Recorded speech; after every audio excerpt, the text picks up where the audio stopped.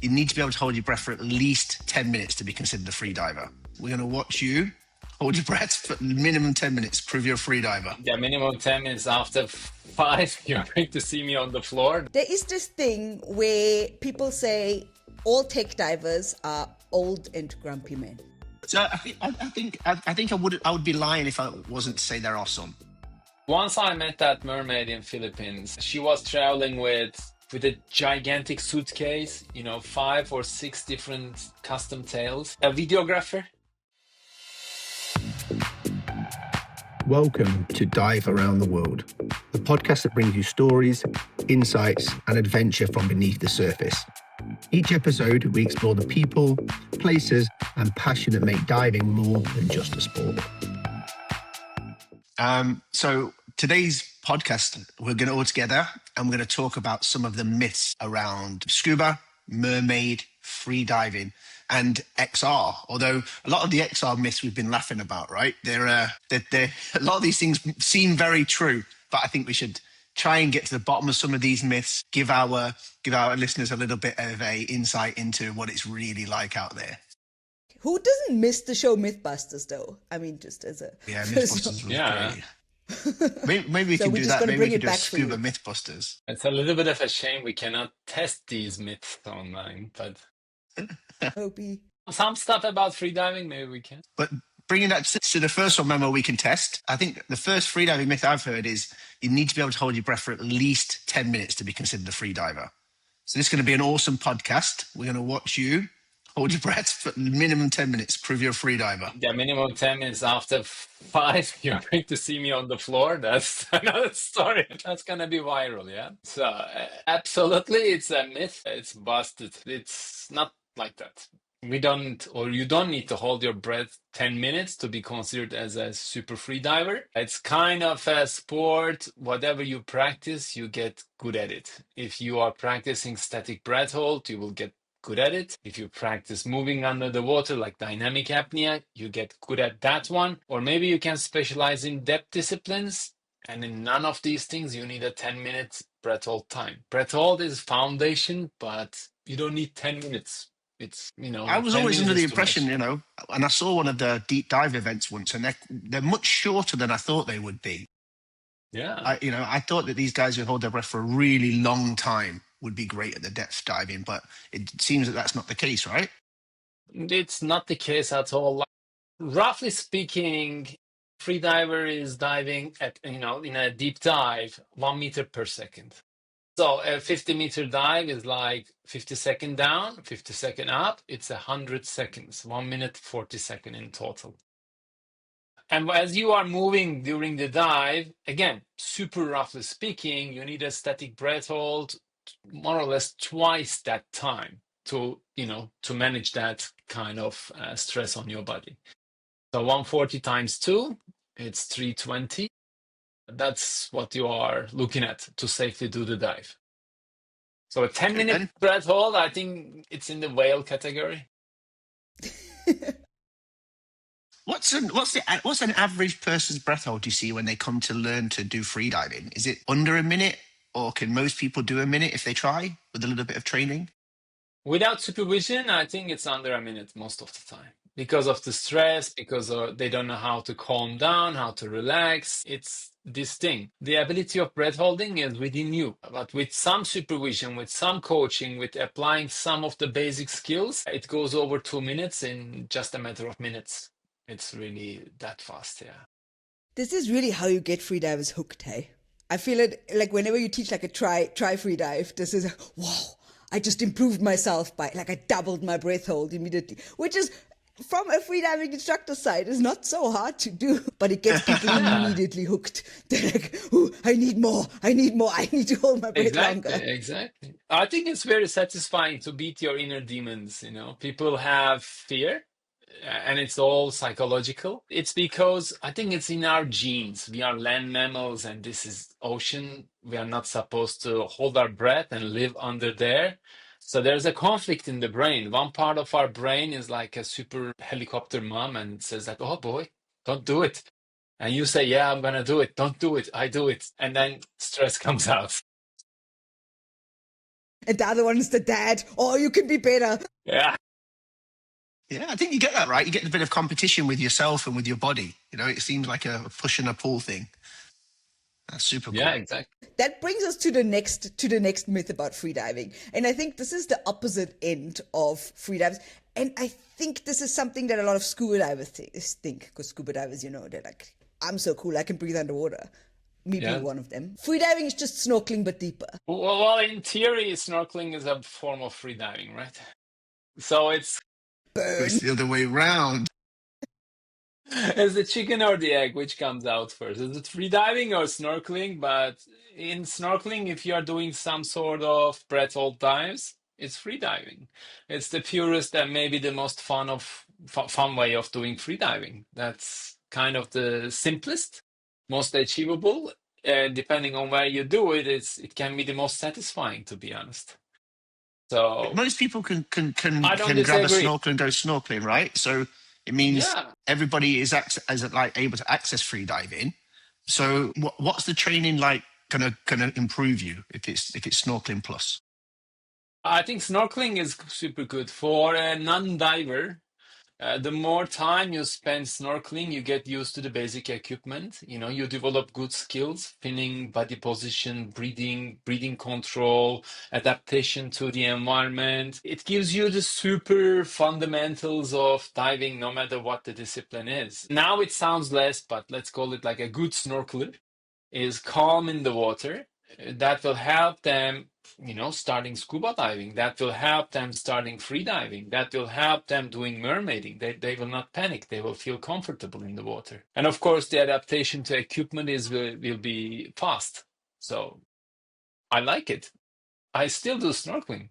Yeah. With my wife, we like to do it a lot. Yeah. I think snorkeling is being like, especially in scuba diving, people are like, snorkeling, oh, you have to do it because it's part of the open water, but they like dread it. And scuba divers are all about hating their snorkel, caring, oh, I can't snorkel, so annoying, it's always there. But yeah, they forget about the joy of snorkeling, really. I see a lot of free divers leave their snorkel on the surface, and I think the scuba divers could learn something from that. Well, actually, in the last video shoot of the scuba skills, our team was doing in Maldives, we changed the skill. Now, scuba divers are leaving the snorkel, not on the surface, but they're not diving it in the mouth as well. I think that's Oh, what okay. our community will see as well. Yeah. Yeah. So it takes us towards mermaiding, I guess, a little bit, right? So mermaiding, if snorkeling is like the first form of free diving, then is mermaiding just like snorkeling in dress up? Kind of, but not really. Cosplay of freediving or? Yes. Freediving for cosplayers, that was Mermaid is. But the thing about Mermaid that a lot of people don't understand and don't think about is you tie your legs together, right? You put two feet in one fin, and then you put a tail over this tail skin, and you essentially tie your leg together. You have this so often with like parents, because you can buy these really cheap mermaid fins in toy stores. So parents go in there like, oh, my kid can't swim, but this will do him good, or her, right? Yeah. When I had my centre, we were looking at it, mermaiding, and I was thinking, okay, what's the risk assessment of taking a 6-year-old, tying their feet together and putting them in water? Because the fins are quite heavy as well, right? They're not super light. With wrong equipment, it's called an Italian job. It's like tying a chain in the Some legs, concrete boots. throwing.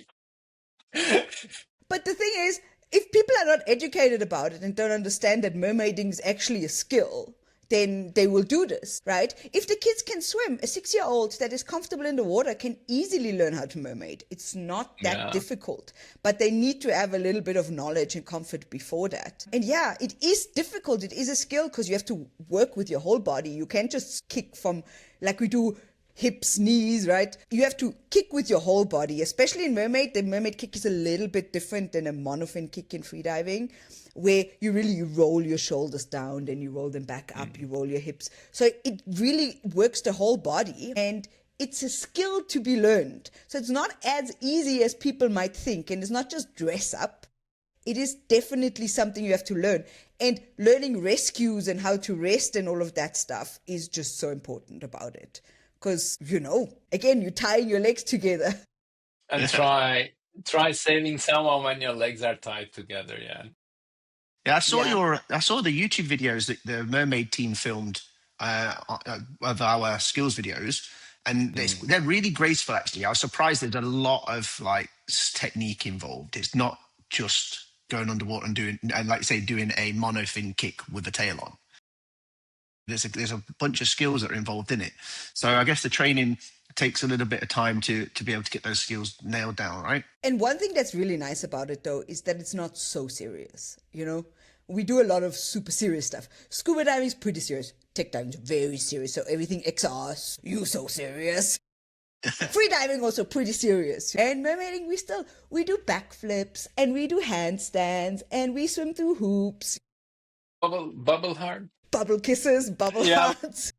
That's So, that's the thing I would have learned from Mermaid. I was underwater for so many months, like bubbles, trying to make bubble rings, all that stuff. I was like, okay, I need to go and do a mermaid course to learn how to do the bubble rings. people are getting really crazy with these bubble rings, hey, that they're like catching things. Yeah. I saw a video the other day, the guy just went like this with his mask and Mask, the No yeah. way. I saw No that, yeah, the corner of the way. mask. Yeah. Yeah. That's the Master Jedi level. Or just a foot, like just the toes. He took his fin off and just went with the toes and the ring went. That's far too much time sitting on decompression. That's got to be a technical diver. Just nothing to do for hours on end. So, another myth about mermaiding. They say it's only about looking pretty underwater. What do you say? I would debunk that myth. It is, there's different types of mermaids out there. Mm. For me, this was actually a big hurdle, like starting this whole thing, you know, the glitz and the diamantes and the wigs and the seashells and everything. But realizing that it can also be more like the sporty thing, you know, you can do it just with the fin, or you can wear like a very plain tail and do it for fitness. That was a really big step for me. That was also made it a bit more interesting for me because, you know, when you come from a scuba diving background or from a background of being a swimmer, I grew up with two brothers. I was never like the typical mermaid, and it still worked out. And I still have fun. So it's really for everyone. And if you want to look pretty underwater, 100%, we do that, 100%. But if you just want to work out and have fun, it's also great. Once I met that mermaid in Philippines. She was traveling with a gigantic suitcase, 5 or 6 different custom tails, a videographer, and she had an agenda to visit like 4 islands, and she was taking a freediving course. And I said, like, what's the objective? What are you trying to achieve? And she told me that she has this dream to do, like to swim with her mermaid equipment in front of a whale shark. And she's chasing her dream. She's chasing the fantasy. I mean, she got absolute respect out of me. Like, people chase their dreams, in that setup. It was amazing, like how committed she was. And I said, why freediving classes? She said, like, I would like to hold my breath better, like spend more time with the whale shark. I said, good. Well, for years I said whale sharks were mythical beasts like dragons. Nearly 20 years, and I went all over the world to all the places you can find whale sharks. Didn't see one. And everybody said to me, "I've seen a whale shark." I was like, "No, don't believe you. It's a dragon. They don't exist." And then one day I was on holiday with the wife, not actually working, just jumped into the water and nearly landed on a whale shark, and that was like. That was my mind blown away. Since I've seen a lot, it's like you've got to catch your first one. When you've seen the first one, they seem to come like buses then. But it was surprising that all these years I didn't get to see one. Amazing. Yeah, I'm the same. I'm that person, when you're on a dive boat and there's that one person that just keeps they never see the sharks, never see the whale sharks, never see the mantas. If I'm there, the things will not appear. Always behind you, yeah? I had to... For the people who know Malapasco, in Malapasco, the sharks are like super common. You get up super duper early. Not anymore. You can do it, but back in days you had to get up super early, and then you basically guaranteed to see threshers. I think it took me 6 dives to see a thresher, and I don't like to get up early in the morning. Speaking about scuba, now a myth about scuba: sharks are waiting to attack scuba divers. What do you say, Adam? Oh, I think that's absolutely not true. So I've done a lot of filming for TV documentaries with sharks, thousands of hours with sharks, never had a single bad encounter. We know that more people are injured by random things like coconuts, pineapples and stuff than are injured by sharks. So obviously during the 80s, there was a lot of films around sharks and shark attacks that pour a bad portrayal of sharks into the media. So they are an apex predator. They are a killer of many animals, and they can attack humans. So it is possible, but for sure, most divers that we meet spend their entire life running around trying to get themselves in front of sharks, not away from sharks. So it's all about, just understanding what they're there for, I guess, right? Yeah, I guess so. I think I've seen I've never most of had a sharks bad in the encounter water with now. sharks. And yeah, especially where you live, Corinna, in South Africa. That's the place. And they're so chilled. I mean, okay, if you look at Aliwal, you have a lot of the reggae-toothed sharks, right? They're the most chilled creatures you'll ever encounter. And they're the scary ones, right? With all the teeth hanging out their mouth. They've got all these teeth, and they're huge. And you can literally walk up to them and you can go nose to nose, and they just sort of like, "Oh, another diver," and then move away. They're not interested in you at all. I guess neoprene and rubber doesn't taste good. Yeah, because sometimes there's so many, right? You get down on this little reef block on Aliwal, you get down and there's like hundreds of them. You don't even see, depending on the visibility, that's how many you see, right? Because they breed there. And they're gigantic because they come there for breeding, so it's like all these females. Really, really big. And you just kind of hover at the bottom and they're just everywhere. They will come from the back, from the side, from everywhere, and you just chill there and hang out with them. Another tech diver type story. We went to North Carolina, which is the graveyard of the Atlantic. So hundreds of wrecks everywhere. Yeah, I heard that there are quite a lot of sharks there as well, right? Yeah. And this is one of the breeding grounds again for ragtooth tiger sharks or sand tigers. And we were trying to film the wrecks, but the damn sharks kept getting in the way. So like there's just sharks everywhere, And then, so a lot of the footage you're like, yeah, there's fantastic panning. Oh, shark. Get out of the way. So yeah, they're super cool. Lots of sharks there. You get sandbars and white sharks. You get a lot of like makos and blue sharks as well. So super cool aggregations of sharks in that area. And again, never really heard of any interaction problems with them. So if you interact well with them, great. If you start feeding them, jumping in, while there's feeding activity going on and that stuff, that's not a great idea. But you're super safe in the water with sharks. I have that same thing that you just said about filming. If you do an instructor evaluation in Aliwal, it's the same. It's horrible. It's really difficult for a certifier because you just go down and basically the sharks come and you have to obviously evaluate. You have to watch your candidates. You have to watch really close. You hear dolphins sing in the background, everything. Sharks just swim and swim and swim, and you're like trying to get past just to see your candidates, because how are you gonna? They're super cool animals. Right, should we do an XR myth? Let's have a look at that. What do you think one of the XR myths? So tech diving, XR diving, is it really only for hardcore ex-military people? No. So yeah, I do have a bald head and tattoo, so I look like I'm from the military, but I've never been in the military. But no, it's not at all. So technical diving is one term. We call it XR diving because we call it extended range. And that's sort of like where we're trying to make a difference. We're trying to just go that little bit further. So we can consider recreational diving to stop at like 40 meters and when you start to go towards decompression.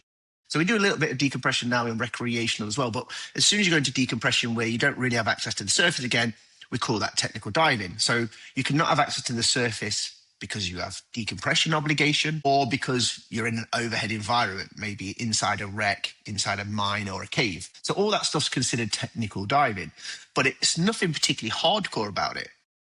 If we realize that every single time you go to pressure, so go underwater and come back from pressure to the surface, you are decompressing, you're going from pressure to not pressure, then we realize that every dive is technically a technical dive. So it's just where do we draw this distinction? So yeah, go a little bit deeper, 42 meters. Technically now that's technical diving by a lot of people's terms. It doesn't require you to be any much more macho than before. So no, absolutely not. I think a lot of people that were drawn to it in the beginning were doing military type diving or commercial type diving. So they were already in that field. So that was the group of people that were part of the evolution of it.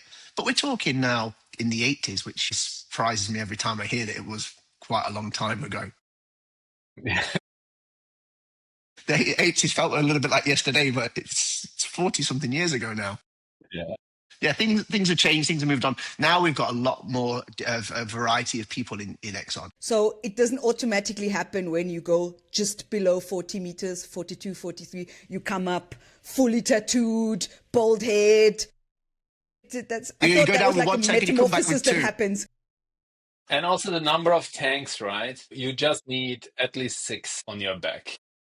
Yeah, again, I think that's a Minimum. little bit of a myth. So, we do decompression diving now in the recreational range with normal scuba, and you can take like a small little cylinder on the side as well with a different gas in it. Mhm.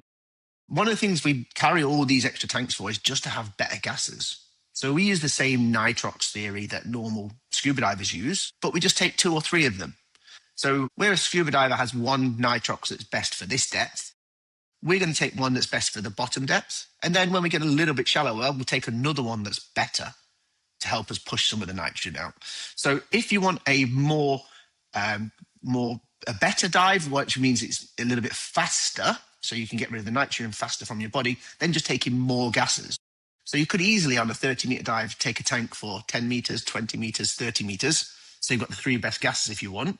Wouldn't make sense though, because that kind of diving, you don't need that much volume. You don't need that many liters of gas. But if you were doing a technical dive, then we need a little bit more volume as well. So that's why we carry more tanks. Doesn't need to necessarily be 6, 10, 12.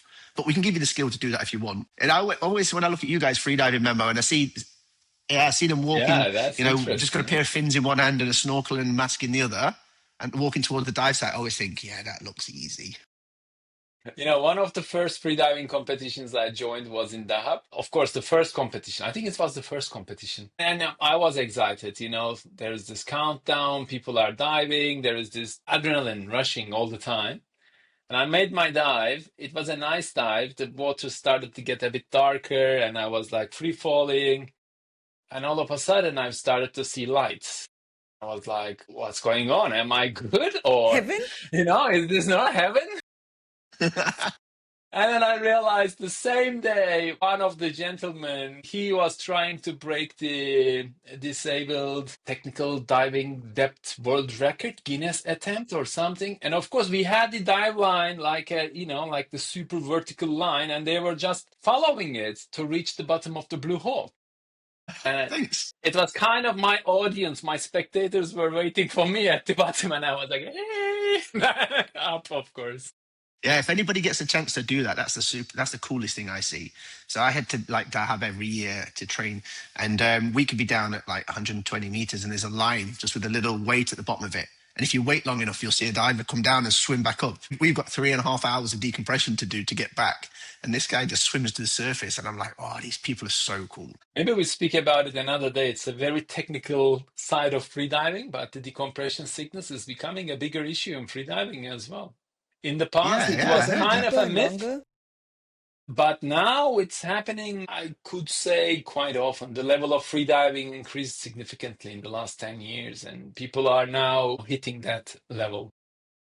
Do you think there'd be a limit to it, Memo? Like people just keep pushing forever? I'm not sure, Adam, because it's not an easy question to answer. Like we have to look into their nutrition, training, resting, intensity of training, volume of training. Everything adds up, right? So it's like the Olympics, right? Like the 100-meter record. As science gets better, they get faster. Is it something like that? Exactly. I don't think now they've started to hit certain issues, certain limits, but I think these limits are not like the absolute limits of mankind, because most of these people, although they are good athletes, they have the basic understanding of training. Compared to swimming, for example, the training science in freediving is in medieval ages. It's not like swimming. There's quite a lot to achieve, yeah. And it also depends on the physical body, no? Sorry. The physical body of the person doing it, right? It's becoming more, if you look at swimming, for example, all Olympic swimmers, they're like 2 meters, they've got wingspans of, there's basically nobody in butterfly in the Olympics that has a wingspan under 2 meters. Exactly. So the taller people become a bit taller, it's a little bit, people of a certain size get better training. So it's still just pushing. I mean, they push new world records almost every year in most sports. So I'm sure I don't know freediving what I is going to think be the about it. same. Have you seen the anabolic games that they're talking about? Did you see the Yeah, swimmer? I It's saw The the guy, there was a ridiculous. swimmer picture. with the neck Yeah, like the that. trapezium like down to his shoulders.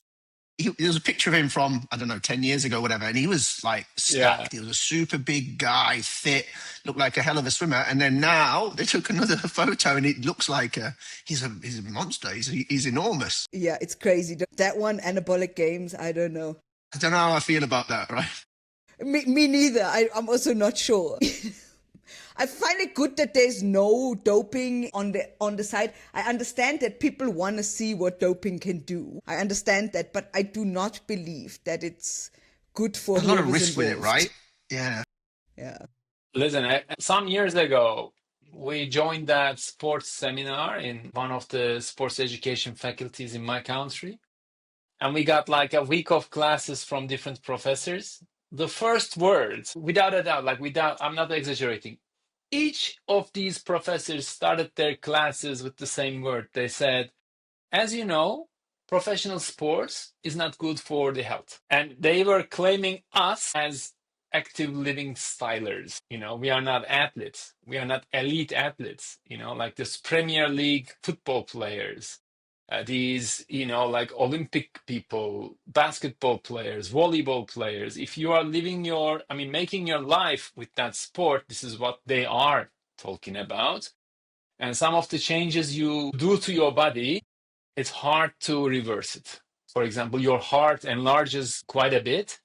And you don't have the luxury to say, hey, you know what, I get bored, I stop swimming. No, your chances of getting a heart attack quadruples immediately. So you have to cool down to leave the sport as well. So it's tricky. Yeah. This comes back to another freediving myth now.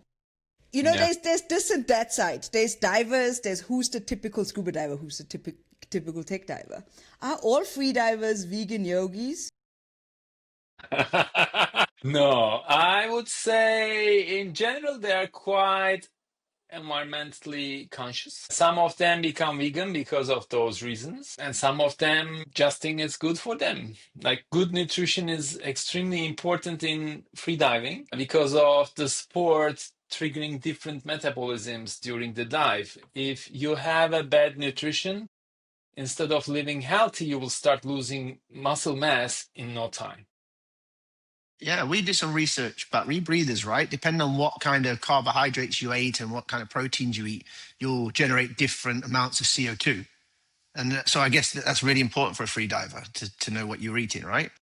It is huge because when you're breath holding and doing an activity, your anabolic metabolism kicks in, which relies on carb. But if you are breathing or if you have enough oxygen and doing the activity, which is like the first part of the dive, it's aerobic. So you need carb, fat, protein.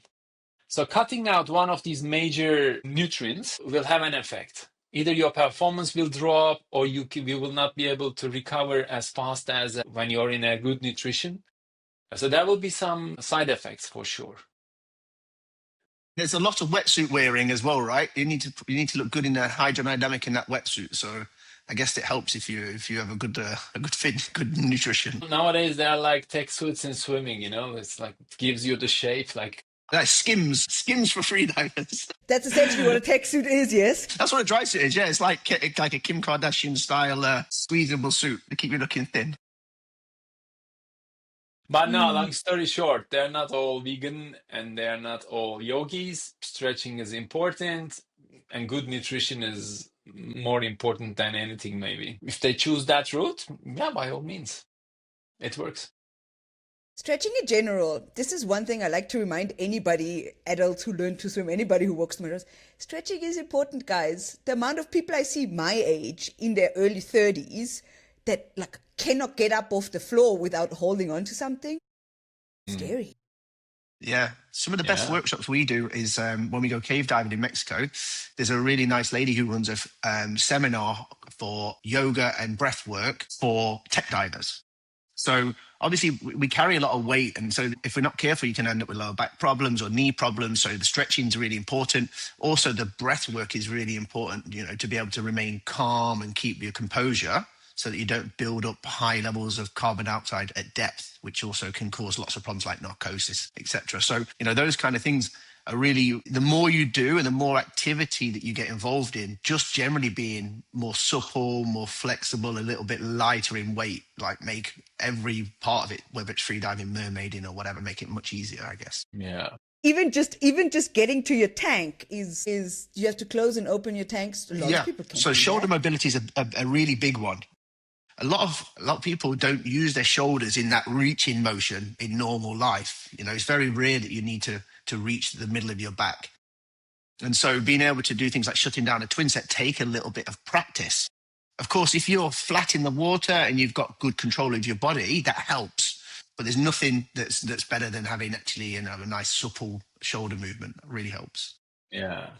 I think in general, if you are over 40 and if you realize that when you are going down the stairs, you are drawing like a diagonal route, not like straight down, it means that you start to feel like a need for additional stretching session. Yeah. Yeah, I figured out when I do something new, if I make a noise, then I'm getting old. If it sounds like Wimbledon when I'm trying to stand up off the sofa, then I think I do something about that. Or one thing I've been realizing more and more that it's been happening to me, like I sometimes choke on my own spit, when you're like just out of nowhere. No, that's not normal. None of us older people are feeling that. That's just a you thing. Yeah, but I'm just Okay. now I cannot shake the image of like Adam screaming like Sharapova, like getting off the sofa, like, Whoa. oh my God, super One good. thing I'm just realizing, listening to the both of you busting your myths, you two are probably so XR and freediving is maybe more related than scuba to both of you, like the type of people who do it. It's like you like people get very into it, and they try to break records and they like become a bit hardcore about it, and you like Yeah, to go really deep. Well, that's one of the things I think. Depth is a thing. Memo will tell you about depth in freediving for sure, but yeah, in technical diving, we don't measure depth anymore. So there's no Guinness or world record companies or anything that actually cover deep diving anymore. So it might be a thing still in freediving to kind of adventure depth, but really in technical diving, we've moved away from it. It's very frowned upon to say that, I did a super deep dive. yeah, People would ask you, well, what the hell did you go and see? Sand. Well, then that's a lot yeah, of risk for quite a small reward. So we don't care anymore about depth. It's not really a thing anymore in technical diving. In freediving, yeah.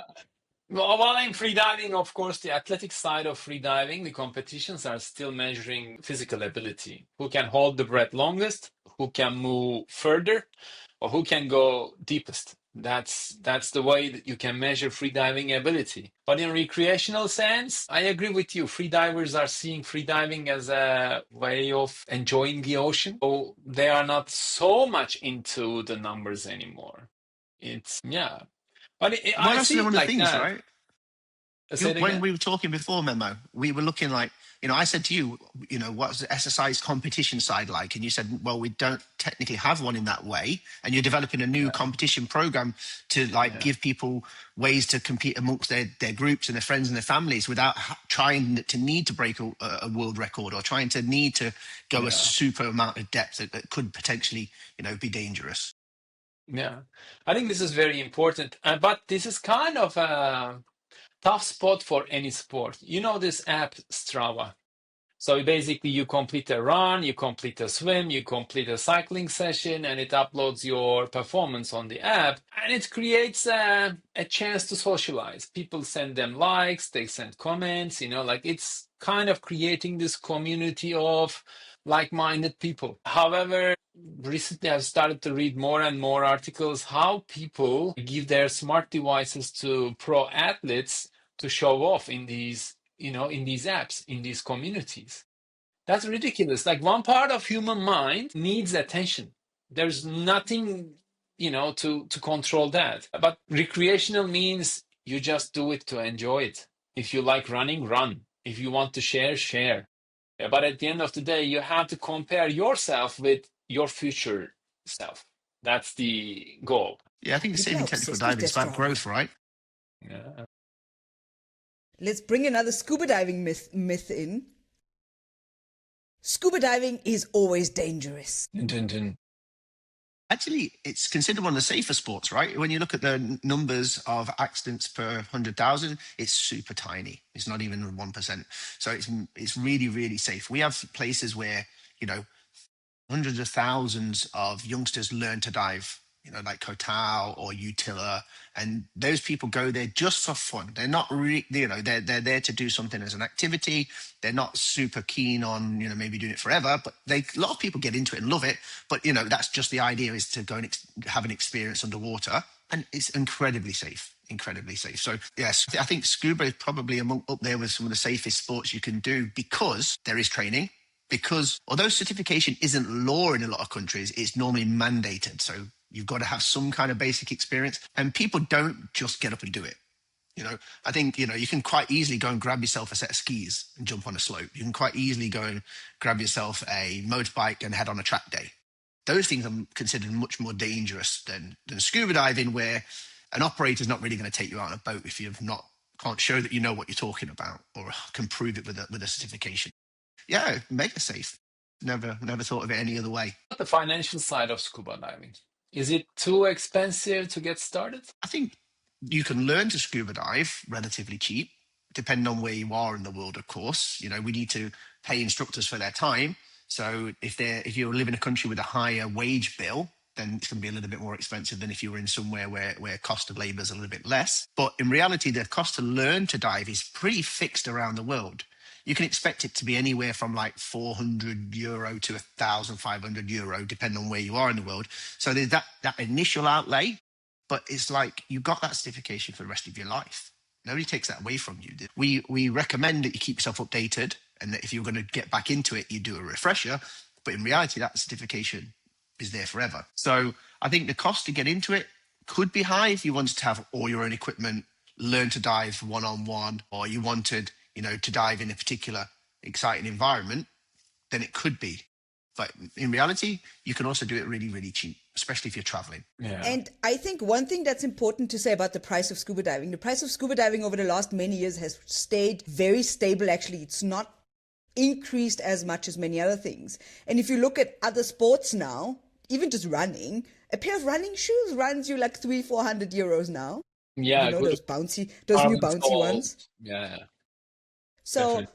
I don't think it is that expensive if you compare it to most other sports. Anything, Compare it surfboard with is expensive. tennis, for example, like tennis classes, equipment, everything. I think it will double scuba easily. Yeah, In the annual mountain cost. bikes now. If you want to do mountain biking, that's a multiple €1,000 investment in a decent mountain bike. You can get 2 sets of equipment for scuba for that. So I think you can get a second-hand car very easily for the price of a good mountain bike. yeah, You can get a new car for a price of a good mountain bike. A nice specialized, if you look at a specialized downhill bike, €15,000 now, I think. Yeah, it costs. Yeah. Yeah. So yeah, no, I think everybody that dive is better in their own equipment. So buying your own equipment really makes sense. But you can also like build it in layers as well, right? So you can buy your mask first, and then a lot of people buy things like computers next, because they're getting the more dive for their money. We've got some really cool things like smartwatches now, like Apple Watch and that kind of thing, with dive apps. So that means that you don't necessarily need to have that outlay. You can just get a subscription for a dive app. So yeah, it's certainly it's not an expensive sport to get into, but it's better with your own equipment. So it's worth spending a little bit.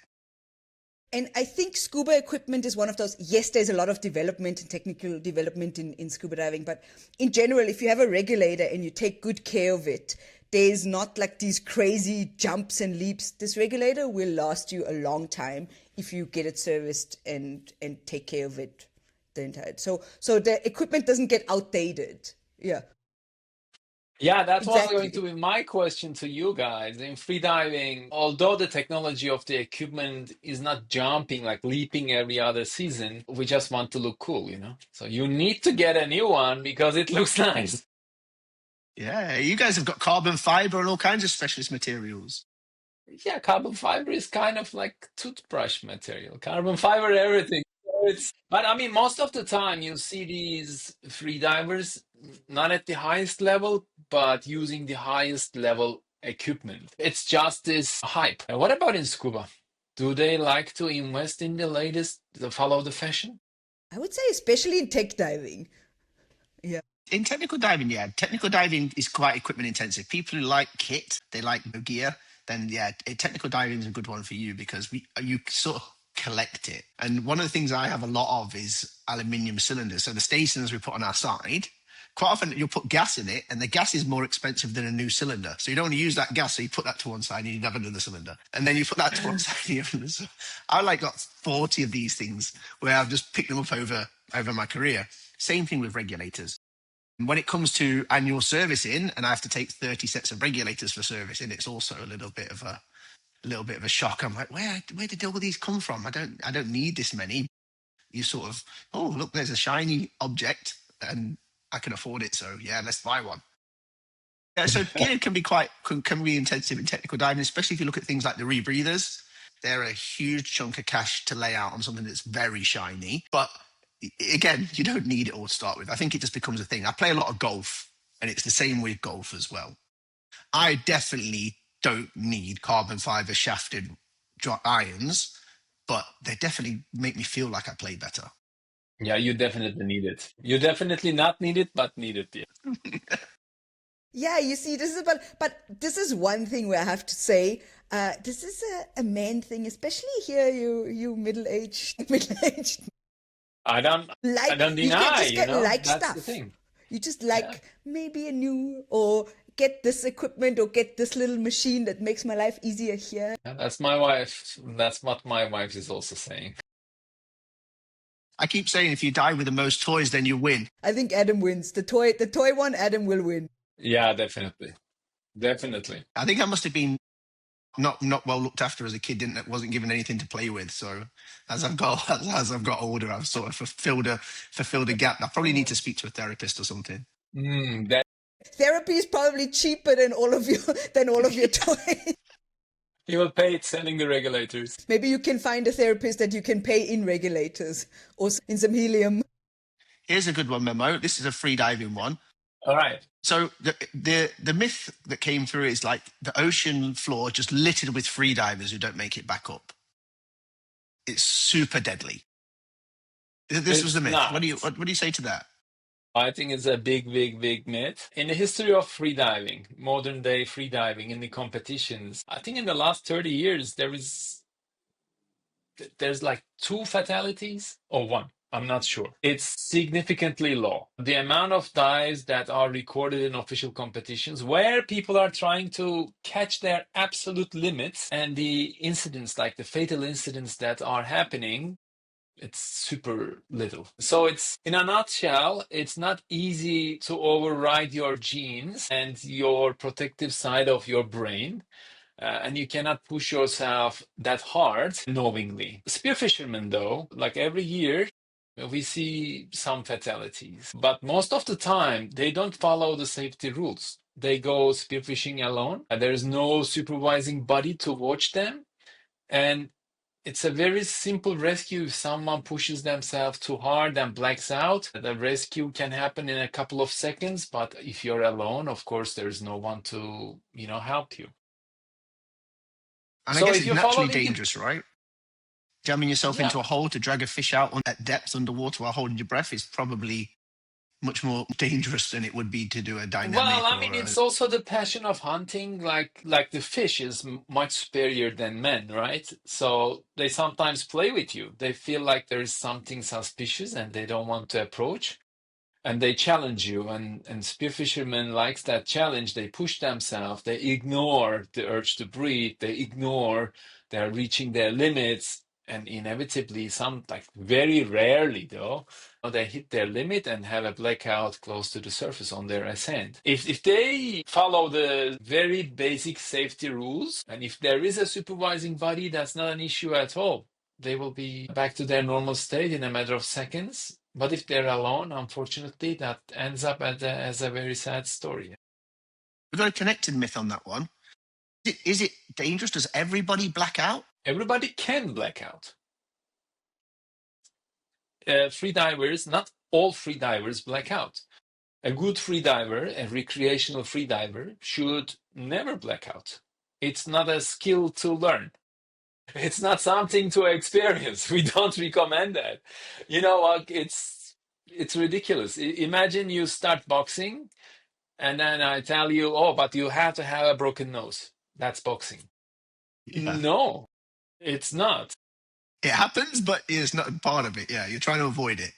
Yeah, well, I mean, if you have a progressive approach, you always understand, the next step is easy or tough.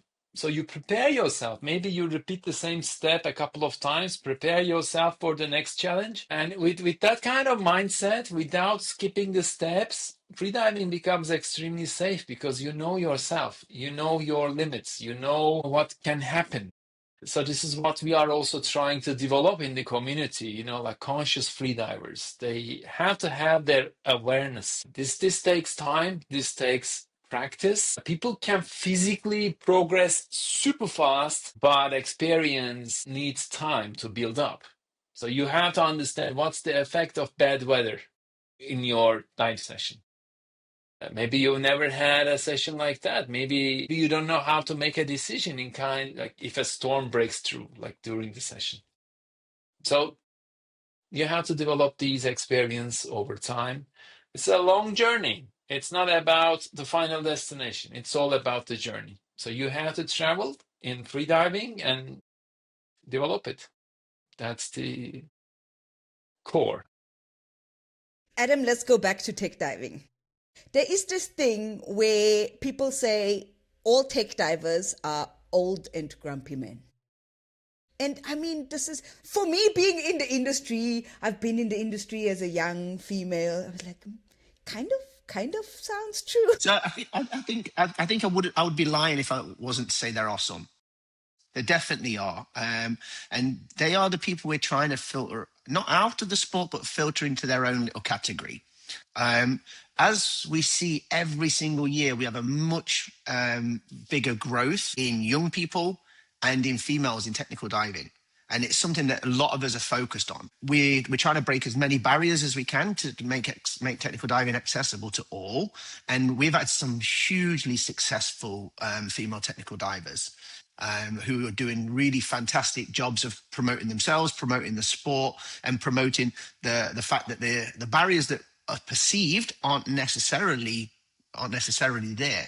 I saw a really great presentation from a super cool lady called, she's in Qatar. I don't want to say her name just so I don't embarrass her, but she gave a super cool presentation actually in Singapore where she talked about, feeling like there weren't any barriers. When she actually wanted to get into technical diving, she found it relatively easy. And so that a lot of the barriers that felt like they were there before you start actually aren't there. So we're doing our best in terms of trying to bring as many people to the sport as possible because there's no reason. And technically, there's a lot of advantage to being younger in technical diving. Being that little bit fitter, having a better physiology, being a little bit more open to learning. Also, being female, there's a big advantage to being female in technical diving. They don't have this like ego thing that we have to struggle with generally when we're teaching people to dive as a team. They're a little bit more understanding of each other's capabilities. And so if you're learning with somebody who's maybe not learning at the same speed, they're able to kind of work with each other a little bit better. Some of the traits that individual types of people bring into technical diving is what we're looking for. So, yeah, I think there are a side of the thing that are the guys who've been there forever, done it all, seen everything, a little bit grumpy about it, but it's not what we need, not what we want. I think it also depends a little bit on where you mustn't look at the entry of the sport as like the ultimate goal. Like what I mean with that is you can't start freediving by expecting to go to 100 meters immediately. You can't start tech diving by having to buy 6 different rebreathers immediately. Because that's, it always feels like this expensive and scary thing to get into. You don't have to push yourself through a crack this size to be a cave diver. You can go in, there's caves with bigger entrances. Absolutely. There's cenotes, yeah. Absolutely. I think like for all of our categories, it's the same, right? Because we're a training agency, people, I think that we're like a pyramid scheme and trying to push everybody to the absolute limit of what we do. We're not. I don't want that at all. I'm really happy to make like entry-level cavern divers who dive in the light zone and will spend all the time there, go and explore every cavern in the world, enjoy that part of it.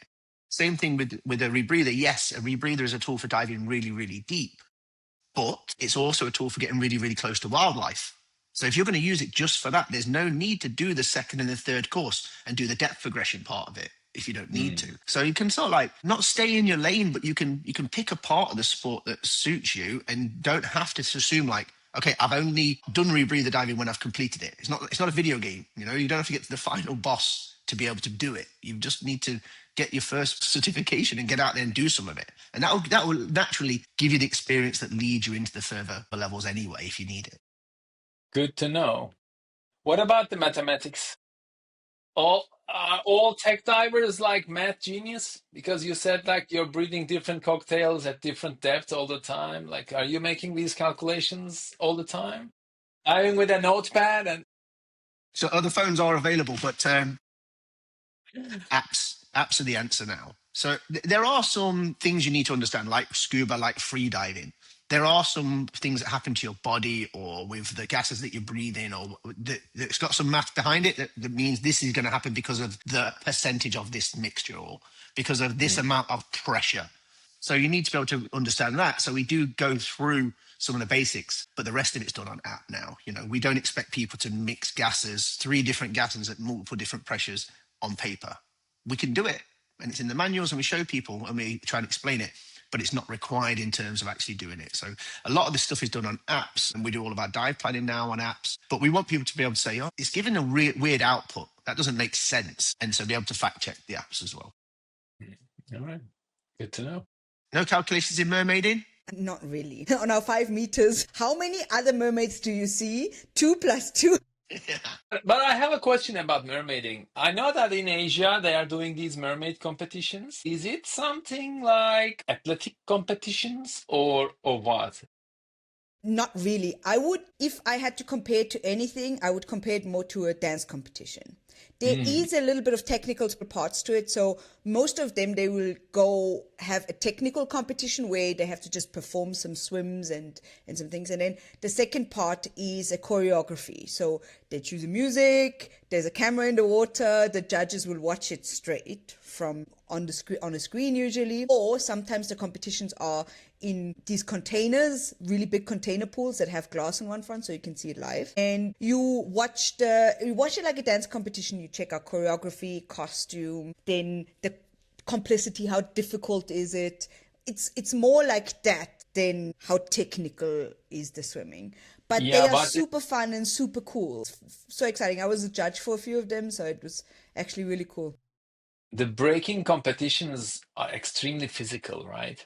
It's like the breakdance competitions. I mean, they are super athletes, thinking about the choreography and everything as well. Do you need to be like that to join a mermaid competition? No, Okay. not So at it doesn't all. give Not you at all. additional Everybody points. does. No, and there's also not usually anybody can join. There is no requirements that you have to do before. Some ask you to send in a video maybe, but there's also no minimum breath hold, so you can come up for air as often as you want. Okay. If you are a little bit creative and if you can maybe come up with a cool theme for your choreography, then it's still amazing. You can still. And also the world of breakdancing is really big, or the world of dancing in general. So there is like these top athletes. It's like we said earlier with swimming. You have these ridiculous, amazing swimmers that a normal person could never even get close to. And it's the same in these really big sports. Mermaiding is still a really itty-bitty tiny sport out there in the world. So there's not so many that the competition is that hard.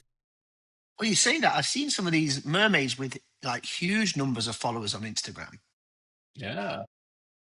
Much more than a technical diver would ever get. So I know that it's incredibly popular as a thing to watch. A lot of things about technical diving, if we were to have it as a spectator sport, dude left the surface. Okay, survived. Congratulations, 10 points. There's not a lot. There's not a lot you can do. This is one of the cool things about freediving. Now you have the dive eye. You can see the person do the entire dive, right? But again, take that in technical diving. The camera goes down, then it spends 3.5 hours coming back up really slowly. No, spending 3.5 hours. Commentators have to really be amazing. Yeah. Commentators have to really be amazing to make 3.5 hours of decompression interesting. He's falling asleep. He's falling asleep. Yeah, No, do, yeah. do you fall asleep doing these super long decompression stops? So you can't really fall asleep, but you can certainly rest. So one of the greatest things I like about cave diving is generally caves come mostly towards the surface. Not all caves, but most come towards the surface at some point, whatever water caused that popped out somewhere. And so towards the end of the dives when you're doing your decompression, and if you've got a rebreather on, we have these gag straps that hold it in your mouth to stop it falling out should you become unconscious. So what you can do is you can find a bit of roof that's exactly where your decompression stop needs to be, inflate your BC fully and stick yourself to the roof, tighten the gag strap, and sort of just like hang from the harness and chill out for a few minutes. So you can sort of fall asleep, but you don't want to fall asleep. Obviously, you don't want the rebreather to come out. Yeah, exactly. Is the main thing. But there is a little bit of waiting around if you're doing long decompression and you've done quite a bit of activity in the backside of the cave. So you're ready for a little rest. So yeah, turn the heating on your undersuit, stick yourself to the roof, have a little 5 minutes of mindfulness, like meditation. It's not a bad thing to do. That's cool. I have a friend who recently told me he takes his phone in like a dive lock, not to take photos with it, but to watch movies. And apparently when you put the volume up in a cave, it sounds okay. You can hear, so you can watch movies. Yeah, all of these like housings you've got now for your smartphone, they're super great. You can put them on decompression, just play a movie. Of course, the water amplifies the sound, and they're inside a case, and generally these cases have got like soft screens, so that vibrates as well. And actually, you can hear it really, really well if you're on a rebreather. Generally, on open circuit, the bubbles get a little bit in the way. But last week when we were in Malin Head in Northern Ireland, we had a phone during the decompression, and we just watch a few videos. You don't get the internet, unfortunately, so no, I can't watch this back, and I can't watch YouTube. But if you download a few movies before you start, you're good. Interesting. I've got a really good scuba question. Scuba diving is only for tropical and coral reefs. Ooh, no, I don't think that. I don't think it. And my dive centre was here in the UK, and we taught a lot of people to dive in the UK. You would assume the UK doesn't have great things to see. During the winter, a lot of divers in the UK will dive in lakes and quarries. Lakes and quarries still have their own unique life, lots of big long pike with teeth at the end, perch, roach, carp. So cool fish. They're not super bright. A lot of these fish are, designed to be camouflaged in green water. So they're not that bright, but there's lots of cool things to see. But in the summertime, in the English Channel or the North Sea, we have a huge amount of really interesting life. Blue sharks, mako sharks. We have one of the largest fish in the sea. You can see mola off the south coast of the UK. There's a huge number of things. And basking sharks. You can even snorkel with and freedive with basking sharks off the south coast of the UK. Amazing. You just have to find the right time of year. We get warm water up to like 21 degrees in the summertime in the surface. Wildlife like you wouldn't be. We have different types of coral. A lot of people didn't know that in cool water corals. You don't necessarily need warm water for that as well. So push further north. We do a lot of diving in Scandinavia as well. Dead man's fingers that are beautifully bright and white. There's things like dogfishers that are incredibly cool to see, spotted dogfishers. And so when you get into colder water, there's not as much plankton. Because there's not as much plankton, you can get incredible visibility. Yeah. Somewhere like Norway or whatever, you can get visibility 60, 70 meters. Last week off the coast of Northern Ireland, the visibility was like 60, 70 meters. So incredible things to see. Just different. And if you find that niche, you're going to love it. I was super oblivious to the UK until right now. I did not know. Yeah, we're just a little island. I think, if I speak to our friends in Poland, they'll tell you if you go off the north coast of Poland, it's the same. We got a lot of our friends who do wreck diving in the Baltic. Again, very similar. Diving in cold water has some challenges, of course. You don't generally get as long.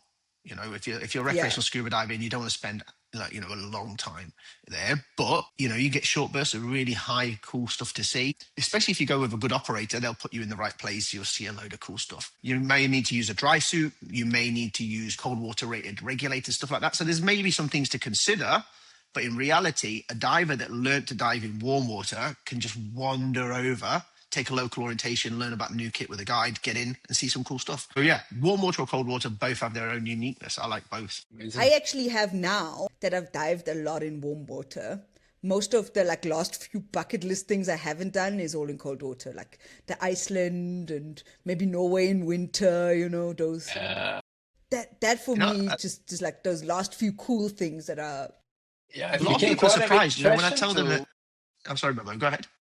Yeah, it became quite a big fashion to free dive with orcas in Norway Mm, in wintertime. Yeah.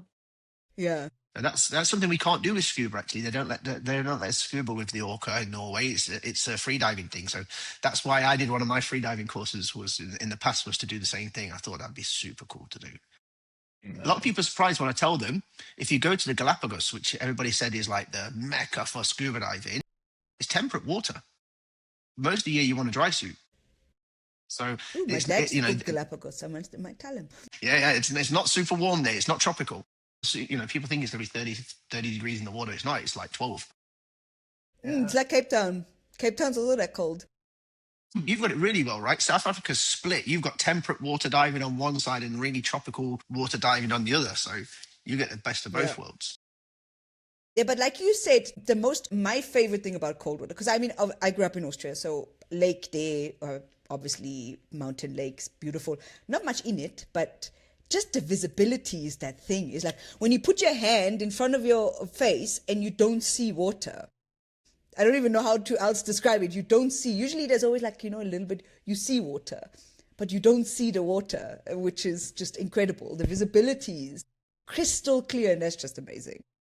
Yeah, and it's about finding cool things to do. You know, especially in Austria, there's a lot of river diving happen, which is again diving in a current, but like that flows only in one direction and will take you from point A to point B, guaranteed. That's some cool kind of diving. Or if you want to dive in these glacial melts or between tectonic plates in Silfra, you know, cold water diving's got a lot to offer. Agreed. So let me see if I can find one of these technical diving myths that are really sort of untrue.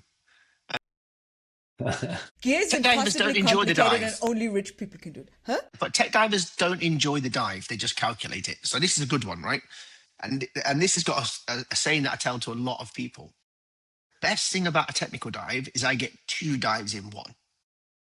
So firstly, I get to go and see the thing I went to look at, the wreck or the cave or the crack in the ocean floor or the deep sea animal that I went to see. And then I get like an hours long reef dive. During the decompression, I do a reef dive, most of that time's at 6 meters. So of a, let's say 1.5 hour technical dive, 1 hour of it will be between 9 and 6 meters, which is where all the colors are. It's where the corals are. It's where the fish are. So I get an hour of that, which is a full recreational dive. And I get to do the bit at the bottom, which is to see the thing I went to see in the first place. So as a technical diver, you don't get to just stare at a line. A lot of us do. You know, if you're diving in the North Sea and it's 90 meters deep, when you come up, you're going to spend an hour staring at a line because there's nothing else. But if you plan your dives in nice environments, then you can come up through the decompression, up a wall or up a slope, and spend a lot of time in the temperate, like, you know, in the nice shallow areas with cool stuff as well. But 2 dives in one if you're a technical diver. Speaking of this decompression thing, can you get bends even if you ascend a little bit too fast, or is there a tolerance? Of course, you know, there's a tolerance. When we set the limits for ascent speeds or we set the limits for where we want to do our stops, there's a good amount of conservatism already in there. If you have a little error and a little blip and you miss that stop for a second, it's not ideal. It's not what we train for, but it happens. You know, nobody's perfect. That's one of the things that I talk about a lot when we talk about human factors and how people respond to what they see. And mistakes just happen. You know, you look at something in a different way, or maybe you're a little bit, your mind's taken away by something, then you make a mistake. And it's absolutely fine. If you ascend a little bit quickly through one part of the ascent, as long as you start to slow yourself down and it doesn't get out of control, fine. Same thing, if you miss the decompression stop slightly, you can drop back down, continue the decompression. Generally, it's going to be pretty fine. So there's a good amount of conservatism in what we do, and we set those rules for that reason, so that we know things may not work out always as you planned. That's good to know. So about XR again, the gear. You know, the gear is always the thing. It's the gear. And all of the gear is super complicated, super expensive. You just can't use it. Is that true? No, not at all. And it's a very common misconception that you need to go and spend the price of a small family car just to get started. A lot of your recreational gear will take you technical diving. So if you have a backplate and harness already and a single tank regulator, you just take the backplate off, take the harness off, and you can put it onto a wing or a bladder that fits a twin tank. Your single tank regulator, change a few hoses in the ports, and that's one of your twin set regulators. Same for side mounts. Side mounts require dedicated BCs, so you need your own jacket, buoyancy compensator for doing that technical diving. So you'll need to buy one of those, but you can take your standard regulator and use it on one side and get another one the same and use it on the other side. Mainly the investment is on a long hose, so a slightly longer hose, and an extra regulator. A lot of the stuff that you already have as a recreational diver carries through, mask, fins, all that kind of stuff. Now, you can, if you want, prove all of those things. You can buy a pair of fins that are a little bit more suited to technical diving. When you're comfortable with them, you can then buy a backup mask, a second mask. As you go into like longer decompression, you need backup mask, backup cutting device. You may want a better torch than you're using at the minute if you go into darker environments, or one that lasts a little bit longer if you go into the overhead. But all these things can be built up. If I look at the price of starting from nothing, if technical diving equipment was one price, technical equipment is around about 30% more expensive for the entire set. So in reality, there's not that much difference in it. That is actually not bad at all. Not bad at all. That's a proper mythbusters. I've got one for you, Adam. That's from me. Out of all the equipment you own, what's your favorite piece? Out of everything. Whoa. Oh, I could upset a few manufacturers here. I think, honestly, it's my heated undersuit. Heated undersuit, heated gloves, heated socks. So that sounds like something I would enjoy too. Yeah. But my wife sometimes wears it on the sofa. Yeah. It makes a big difference to your diving. So we know now that temperature is one of the biggest factors in decompression outcomes. So if you can keep your body temperature up, it really helps how you feel at the end of the dive. The second thing is, if you're comfortable, you just enjoy it more. Like, I can spend more time like seeing things. I can spend more time concentrating on what I want to look at. I can just like have a more pleasurable experience generally. And so when I come up towards the end of my bottom phase of my dive and I start to make my ascent, I press a little button and it warms my body up, and then I can use that to then be more comfortable throughout the rest of the dive. So yeah, I think that's probably my favorite piece of equipment. Actually not the most expensive, but it is one of those things that makes the biggest difference to my diving. What about you, Memo? What's the one thing that makes you feel the most comfortable in the water? What's the best piece of kit you've got? I would say the mask is pretty specific, yeah. Yeah, I mean, a leaking mask. What about You say snorkel. Yeah, the mask is quite important for me because, it shouldn't leak. It kills my joy and fun in the water. So this is the reason I always travel with two masks. I just cannot tolerate losing my favorite mask. Wetsuit, I You can always use buy the any same one every wetsuit. year? Well, I have a stack of them, so. I have a cool story about that, actually. So a freediver once told me that they lost their mask in the blue hole. And Yeah. I said, okay, they said, can you go and get it? I said, yes, well, we can go and get it, but it's quite an expensive task to go to like 120 meters to recover just a mask, like buy another mask. And he was like, oh no, this is like my mask. It's what I need for my training. And I said, okay, well, we're going in a couple of days anyway. Let me see if I can find it for you. So went down and recovered this mask, and he was super happy. Turns out he was the head of the caves of Runar Champagne and sent me an enormous magnum of champagne for doing that. So it meant it was really something special to him, which surprised me, actually. Obviously, as technical divers, we have pockets full of these things. But I think as a freediver, it must mean a lot if your mask is comfortable and you don't want any distractions, right? When you're trying to concentrate on your body. Yeah. I mean, distraction, any kind of irritation, you don't like it in freediving because it becomes the thing, not the dive. It becomes that chatter in the background that affects a lot. Yeah. It's the same in scuba diving. That's why a mask is always the first thing. And I always tell all my instructors, if you cannot sell a mask to a new open water diver, then what are you even doing? Because If you don't have a properly fitted mask, every single dive, how much do you pay for a dive? You might pay $60, $70, $80 for a dive. You might pay the same for a mask. If you don't have a decent mask, your entire dive is ruined. You like clearing your mask, the mask fogs up, it's uncomfortable, something precious. You just concentrate on this one thing, your dive is over. You know, if your mask is fogged up and there's a whale shark swimming past, what do you? Maybe we should do a podcast on pet hates, because that's my pet hate. When I see divers with like I swim past divers with a fogged up mask, or like, water just like whippling, going over their eye. I'm like, what? Like, that irritates. It's not my mask, but that irritates me. I can feel it. I feel it for them.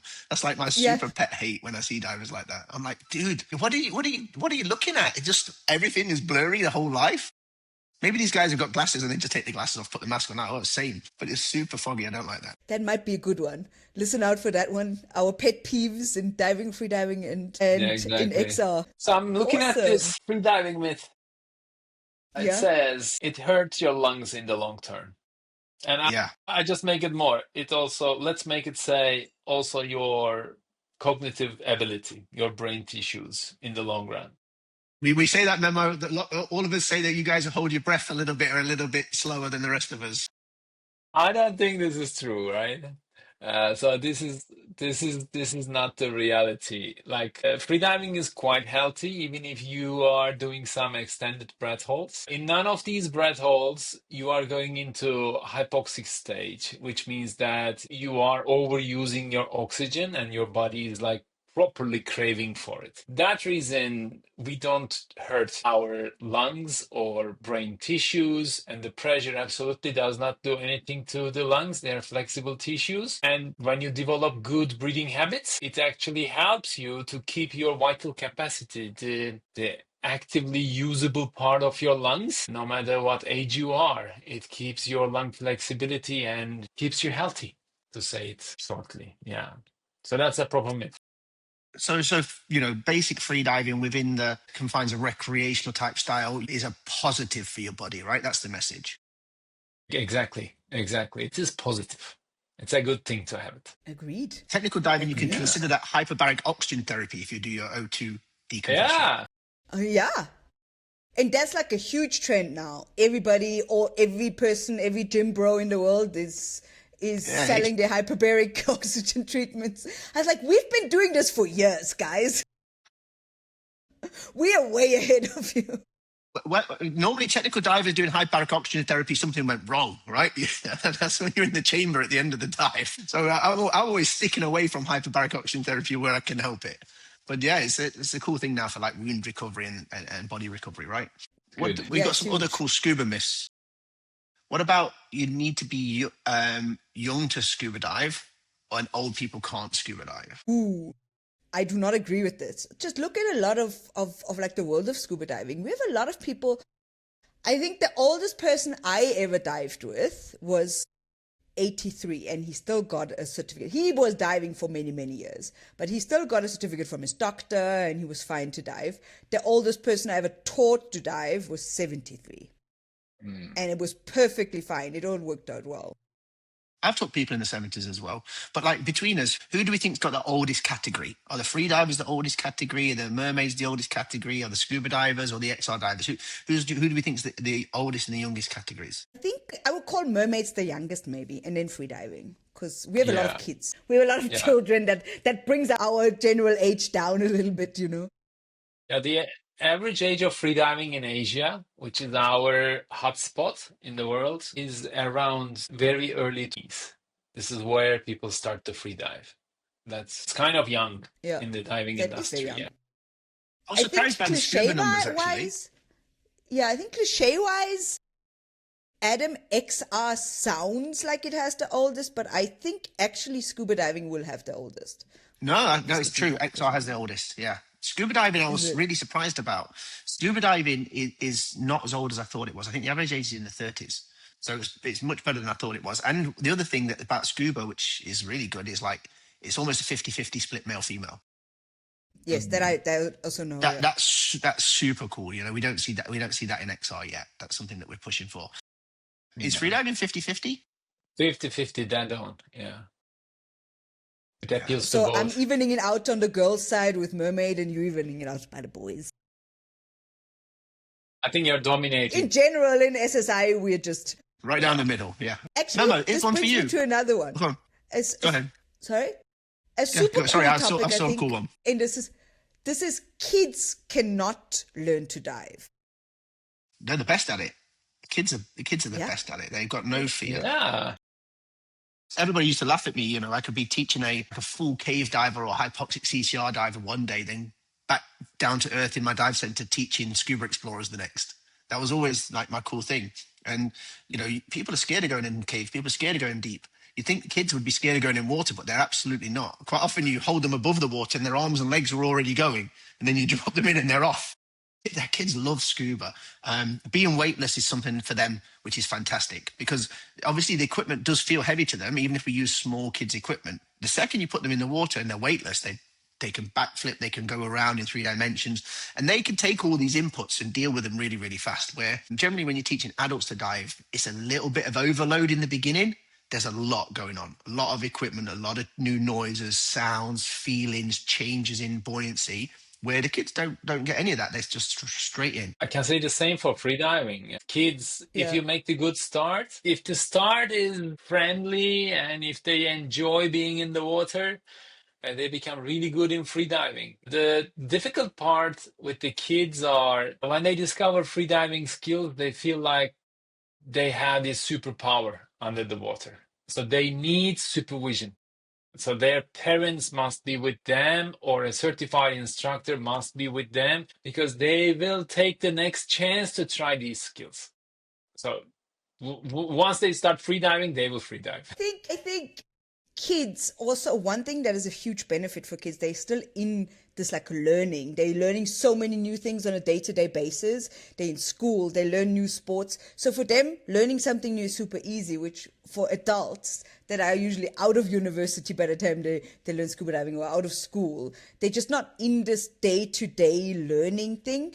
Even now, as an adult, starting a new sport is always so much harder for us than for a kid coming along.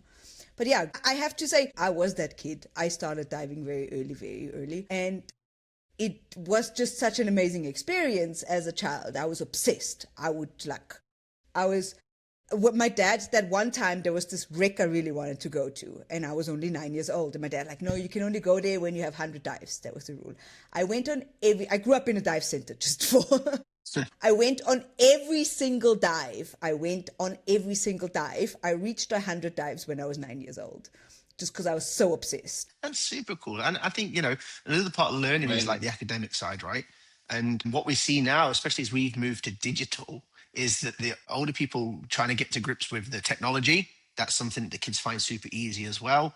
Yeah. Put the training materials on an iPad and they just flick through that stuff, no problem.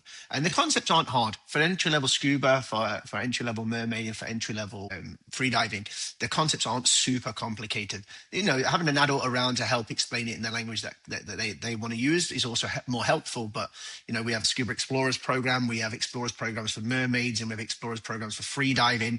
We don't have a technical Explorers program at the minute, but all the rest, they can do already as kids and learn from a manual in their language, right?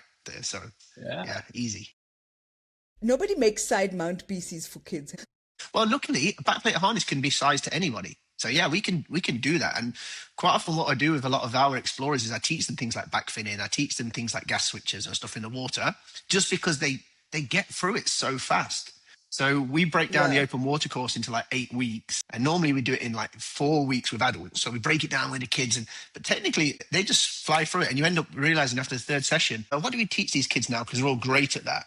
So we're like, okay, let's teach them how to backfin. Let's teach them how to do a gas switch. Let's teach them how to do anything else. Obviously, they don't use any extra gas. They don't use different gases. They're not at depth, etc. So it's super safe. Yeah. But they pick stuff up so easy. Yeah, we play games with them. We built like this little PVC wreck. We got one of those. Do like a little bit of a wreck dive. Yeah, can do a little bit of a dive. It's never really enclosed because it's just pipes, but it's really fun. And yeah, like you said, they learn so quickly. You can play games with them underwater, and yeah, it's so much fun. I enjoy being in the pool with kids. We've got So these like much. torrid pulse guns where you get like a little gun, it fires a bubble ring. And so we've got some of these, and they have like little like laser fights underwater, shooting each other with bubble rings. And that's I super think we cool. will have to link that in the description for because that sounds amazing. I want Yeah, one I of want those one. also. It's my Exactly. birthday in November, Adam. Actually, the funny thing, the company tried to sell it as an actual tool for underwater, like a serious tool. Like if you need to contact your buddy and Serious they're a little bit tool. far away, you can just feel it when it hits you, right? And so they had that side of it, but it's not. It's just pure, unadulterated fun. Just firing bubble rings, and the bubble rings have got power, so they like bounce off the walls, they bounce off the surface of the I water. definitely need Yeah, that. it's ultra cool. That's why teaching kids is so much fun because you get to play all the games also. Yeah, So that's what we that's the really want to do. point of that's the point of being underwater. At the end of the day, you're underwater to do something that you don't do in your normal life. Yeah, so if you sit behind a desk all day and answer emails and answer the phone and all that, when you go underwater, what's the one thing you want to do? The exact opposite. Enjoy yourself, do a backflip, scream, nobody can hear you. All of those frustrations of the day, get all those out. So that's part of diving, right?